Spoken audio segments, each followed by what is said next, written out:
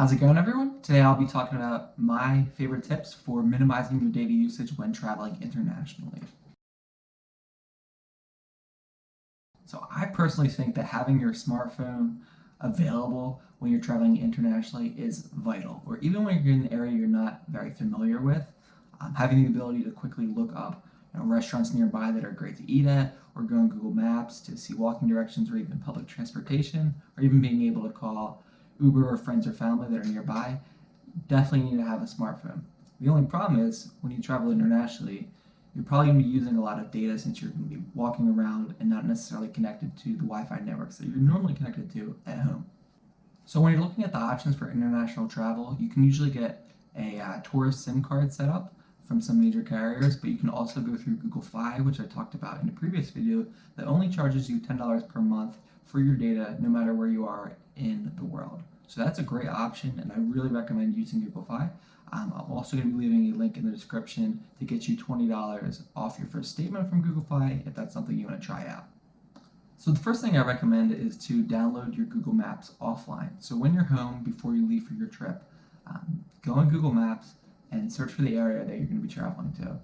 You can select a really big region, and it really doesn't take up much space on your phone.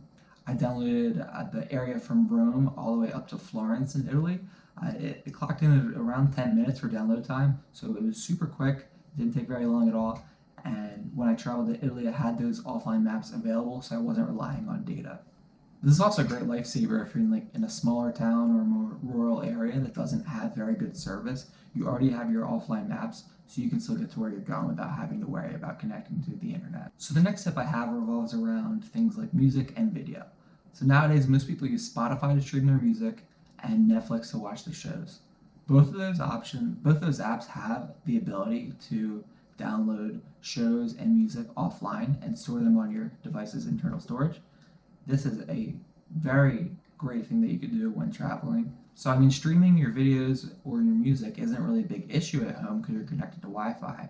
But when you're on the go at the train station or just walking around, you need to search and you want to listen to some music at the same time. You can't do that very affordably in your data pool unless you've downloaded the stuff offline already. I download a playlist for traveling, so like when I'm on the plane, I like to have music playing in the background. So I just made a playlist and downloaded it offline. Also, just in case I'm not able to sleep, I download a bunch of movies and TV shows. This is also good when you're like in other forms of transportation. So when I was on the train in Italy, it took about a half an hour. I could watch an episode of TV during that, and that's all because I downloaded the shows ahead of time. Definitely a big data saver there, and I'm glad I did it. All right, so the next tip is related to browsing on the internet. So if you use Safari on your iPhone, I'd recommend downloading Google Chrome before you're going international. The reason why is that Google Chrome has the ability to have a data saver mode activated, which will save about 60% of the data that is pulled on the website. So how it works is instead of preloading all the photos and comments, things along that line that aren't the main necessity, bare bones of the document that you're looking at, it only pulls the most important information. If you want to see photos and stuff along that line, you'll have to tap it and then it'll load it. So since you're not preloading those web pages, you'll be able to save that 60% of the data on your internet browser, which will definitely add up if you're doing a lot of research while you're traveling in between places. So definitely a great tip. All right, so the last step I have is really just mainly about planning ahead. What I did for my trip was I looked at all the train schedules for the days that I wanted to travel in between cities, and I had downloaded an app called Trainline. It's really great for seeing all the different train schedules in Europe specifically. So in the app, I was able to plan my routes out for the different days.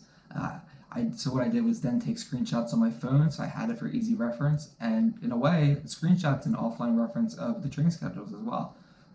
The app isn't really going to change much because the schedule isn't going to change for the train, so I could just keep referencing that. It also allowed me to have a lot more flexibility in my day because I had the schedule ahead of me. I knew the best time to get to the station. I knew what the price was going to be ahead of time. None of that last minute stuff that you don't really want to be worrying about when you're in a different country. Now, depending where you're going, if you're staying in a hotel, you'll probably definitely have Wi-Fi in it. But if you're staying in an Airbnb or a hostel, you might not have Wi-Fi on site. This is something that I made sure to definitely have when I was searching through the Airbnbs. What I did was I just set up the filter in Airbnb to click ones that had Wi-Fi. I knew I was going to be doing a lot of planning for the following day when I was getting ready for bed, just to make sure that everything was planned out. but I knew I couldn't do this without internet, so I had to make sure I booked a place with Wi-Fi. And another quick bonus tip, if you're traveling to Italy, you can download the Italia Wi-Fi app. It's available on iPhone as well as Android, and it shows you the locations of all of their free public Wi-Fi hotspots throughout Italy. Now there's a whole bunch in Rome and there's a whole bunch in Florence, so whenever I was walking through the more touristy areas, I was always covered in Wi-Fi. The service, it was great, very fast, and the coverage was great too, so it really helped me cut down on my internet usage. But the key for that is it's really going to be depending on where you're traveling to. So plan ahead, see the options that you have available to you, and depending on what you want to do and where you're going, make sure you have those offline screenshots available in case anything goes wrong. So like I said earlier, if you're interested in giving Google Fi a try, I'm going to have a link in the description below that'll save you $20 on your statement. The one thing I really like about Google Fi is they let you pause your service at any time and they won't continue charging you for it. You can do this within the app itself. So let's say you get the service on Monday, but you're not leaving until Friday. You can pause it for those days so you don't have to pay for it. And then once you land back in your prospective country, then you can just cancel your service or just pause it again. So I hope these tips will help you out the next time you go traveling and really help you minimize your data usage, save some money along the way, and you can use that for something else on your trip. So if this video helped you, make sure to like it, comment, subscribe, so I can know to make more videos like this. Thanks.